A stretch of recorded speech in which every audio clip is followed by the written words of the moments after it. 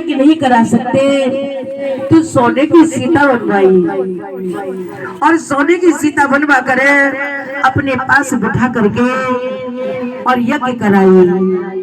और यज्ञ होने के बाद कहने लगे ये सोने की सीता को विसर्जन कर दो, लेकिन रखवा लिया नहीं, विसर्जन नहीं करना है। सीता नाम जो रखा था रखवा लिया वही। अब तो बच्चों के साथ बच्चे दोनों मिल करके अयोध्या पहुंचे धीरे धीरे। माता कौशल्या बैठी हुई, सुमित्रा बैठी हुई, कैकेयी बैठी हुई और वहां सभी के सामने कहने लगे हमारी माता सीता है, पानी भरने जाती है, धान कूट कर भोजन बनाती है, लकड़ी काट कर लाती है और कोमल कोमल हमारी माता के चरण हैं, लेकिन बन बन भटक करके हमारा गुजारा करती है और हम रघुवंश से हैं। बच्चों ने बताया। भगवान श्री राम सुनते रहे, समाज में बैठे, लेकिन पुत्रों को गोदी के लिए नहीं कहा। और कौशल्या ने कहा अरे निर्दयी राम, बेटा एक बार पुत्रों को गोद में तो ले लेता, लेकिन कहा नहीं, मैं समाज के कारण गोद नहीं ले सकता इनको गोदी में। और सीते को बुलवाया।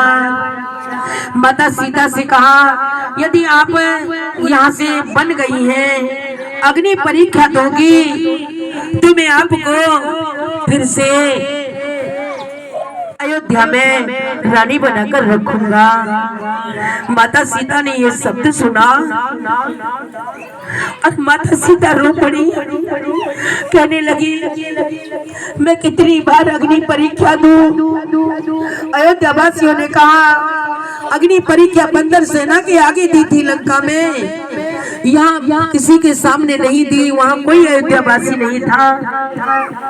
और जैसे ही अग्नि परीक्षा की बातें आई, माता सीता ने कहा जो जिस काम को नहीं करता है न भैया, उसका हृदय टूट जाता है। पवित्रता को बार बार पवित्र करने की कोशिश किया जाए, उसका हृदय टूट जाता है।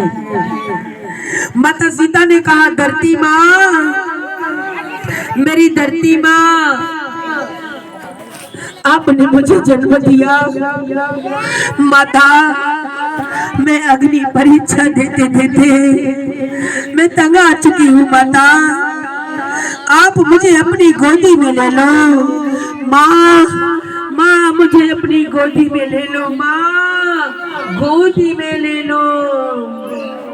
धरती माता तड़ेड़ खाने लगी और धरती माता में से खटोले पर बैठ करके एक विमान में बैठ करके और माता धरती माता प्रकट हुई और कहा आओ पुत्री, आओ पुत्री।